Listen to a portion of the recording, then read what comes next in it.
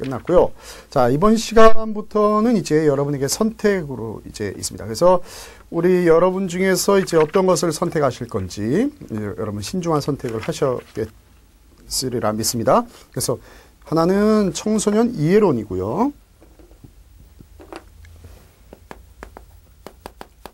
청소년 이해론이고 하나는 청소년 수련활동론.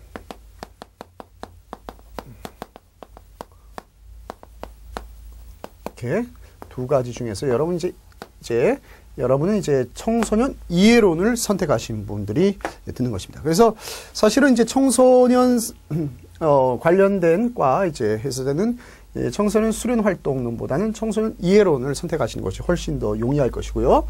이제 그런 측면에서 이제 우리가 수업을 이어나갈 것입니다. 자, 보시겠습니다. 자, 우리가 이제 청소년에 대한 정의 기본적인 개념이지만 우리가 이제 청소년을 상담하다 보니까 청소년에 대한 개념 자체가 굉장히 시험 문제에 자주 등장합니다. 사실은 기본적으로 이건 뭐냐, 시험 문제 기출을 위한 문제라기보다는 기본적으로 이제 청소년이 여러분이 상담에서 담당하게 될 청소년들이 어떠한 분야에서 어떠한 사람들인지를 정확하게 이해하는 것이 상담에서 가장 중요하다라고 보는 측면에서 청소년에 대한 설명을 하는 겁니다. 자, 여러분 청소년은 우리가 발달 과업에서도 어떻게 봅니까? 자, 아동과 그렇죠. 성인에서의 어떤 시기입니까? 그렇죠.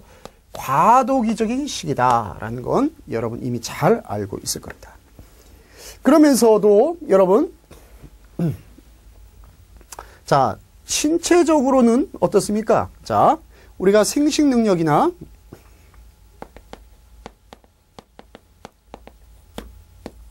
사실은 이제 프로이드의 관점을 이제 나중에 이제 말씀드리겠지만 이 프로이드 관점에 따르면 청소년기 이미 뭐든지 완성된 단계입니다, 이제. 그래서 성기기에 해당하고요. 그래서 12살 이후에 해당하는 시기죠. 그러니까 생식 능력에 따라서 보면은 어떻습니까? 이것이 이제 생식, 다시 말하면 이제 자녀를 출산할 수 있는 시기에 해당하는 것이죠. 그러니까 이 개념은 무엇과 반대되냐? 이제 보통 소년이나 소녀하고는 대립적인 개념이다. 왜냐하면 소년과 소녀는 아직까지 그 프로이드 관점에 따르면 성숙된 성기기에 해당하지 않지 않습니까? 그런 측면에서 자, 생식 능력을 갖고 있다. 다시 말하면 성으로 따지면 완숙한 신체적인 측면에서는 완숙하다 이거죠. 자, 그러면서도 또한 동시에 갖고 있는 특징이 뭐냐면 자, 청년과는 이제 청년이나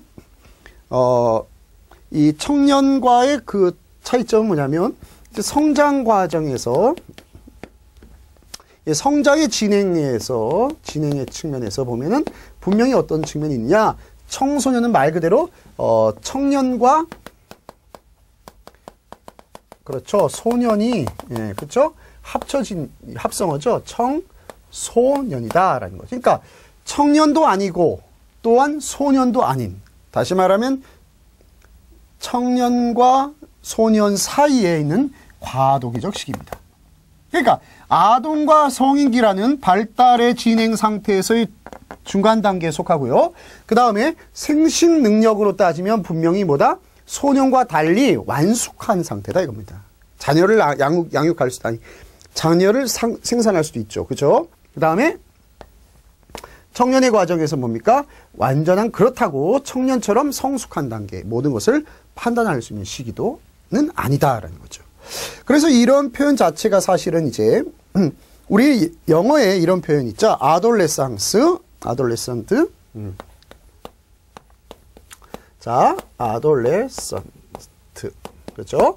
이게 바로 청소년이라는 뜻입니다. 그랬을 때 아돌레선스라는 것은 이 개념이라는 거 뭐냐면 성숙하다라는 개념에 성숙하다는 의미를 함의하고 있습니다. 그러니까 자, 청소년식이라는 것은 어떤 의미를 갖고 있습니까? 영어에서 우리의 표현하고는 조금 다른 의미를 갖고 있어요. 그러니까 여기 영어를 잠시 봅시다. adolescence. 영어에서는 adolescence가 무슨 뜻입니다? 그렇죠. 성숙하다. 그러니까 이미 청소년 시기를 뭡니까? 성숙기다라고 보고 있어요.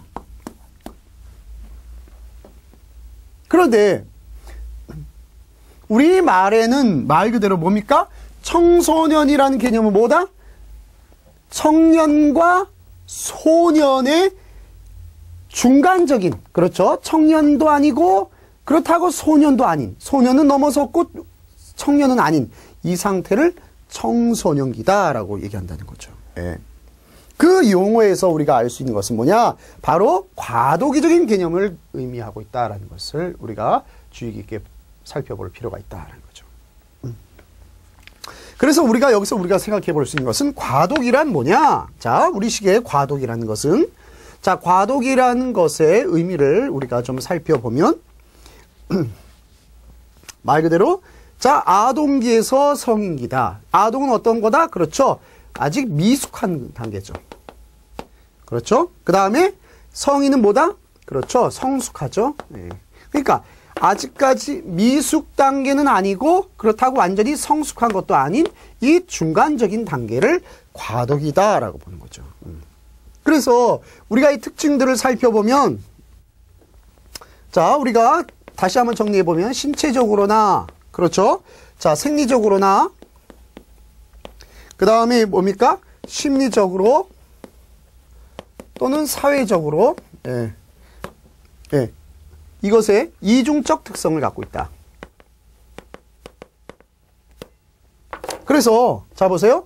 신체적으로 생식적인 측면에서 뭡니까? 자, 대리버가 소년이나 소녀라는 거죠. 그러나 심리적 사회적으로는 완전한 개별적인 독립적인 존재가 아니죠. 그래서 여기서 말하는 거는 청년하고는 아직까지 청년의 단계는 아니다라고 보는 거예요. 그래서 이런 이중적인 특성을 청소년기가 갖고 있는 특성이다라고 볼 수 있다는 거죠. 자, 그래서 자, 우리가 이 청소년의 이제 사회관념상에서 본 청소년에 대한 이 정의, 청소년에 대한 개념 아주 굉장히 좀 사실 좀 모호한 개념입니다. 사실은 설명하기 어렵고요. 그래서 청소년의 이제 개념상을 보면 이제 사회, 문화, 시대 상황에 따라서 이제 아주 설명하는 방식이 굉장히 상이하죠. 왜냐, 보십시오. 영어에서는 아까, 이미 지나갔죠? 아돌레선트라는 개념이 뭡니까? 영어에서는 청소년 몸이 이미 다 성숙했다. 성숙이에요. 마치 성인처럼 취급하고 있어요. 그러나 우리 개념에서 뭡니까?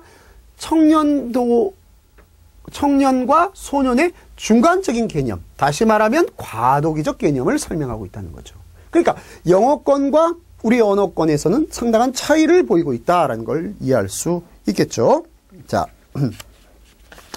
그래서 우리가 이 청소년기에 해당하는 청소년에 대한 기준은 굉장히 다양한 방식으로 설명되고 있는데요.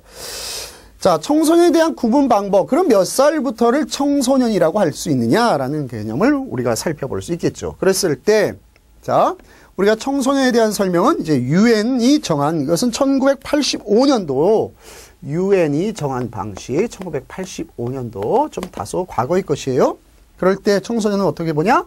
15살에서 24살을 청소년이라고 봅니다.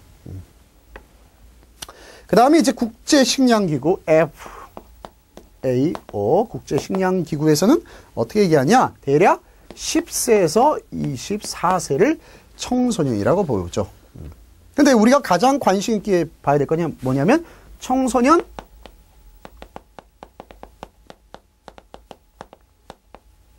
기본법에는 보통 청소년을 몇 살이라고 보냐면 9세에서 그렇죠 24세로 보고 있습니다. 그러니까 청소년 보호법에서는 이제 19세 이하를 청소년이라고 하는데 보통 우리가 관심 깊게 봐야 되는 것이 뭐냐면 청소년 기본법입니다. 청소년 기본법에서는 9세에서 24세를 대략 청소년이다라고 얘기한다는 거죠. 그리고 이제 청소년 활동 진흥론, 진흥법에 따라서는 이제 9세에서 24세 이하, 굉장히 유사하죠. 그 다음에 청소년 복지 지원법에서도 9세에서 24세, 아동복지법에서는 18세 미만을, 아동복지법에서는 이제 18세 미만의 사람을 뭐라 그러냐면 아동이다, 얘기해요. 그래서 사실은 이제 다소 애매한 표현이에요. 그래서 아동이라는 개념이 아동복지법에서는 보통 18세 미만을 뭐라 그런다? 아동이다라고 한다는 거예요. 근데 여러분 16살, 17살을 우리가 아동이다라는 표현을 쓴다 그러면 청소년들이 해당하죠. 여러분 16세, 17세 아이들이 어떻겠습니까? 기분 좋겠습니까? 안 좋겠습니까? 안 좋죠. 그래서 제가 사실은 대학의 부설로 청소년 상담소를 운영하고 있는데 제가 사실은 처음에 와서 했던 게 뭐냐면 영재 상담소에서 아동 상담소에서 제가 이름을 바꿔버린 것입니다. 뭐라고? 그래서 아동 상담소에서 청소년 상담소로 바꾼 거예요. 왜?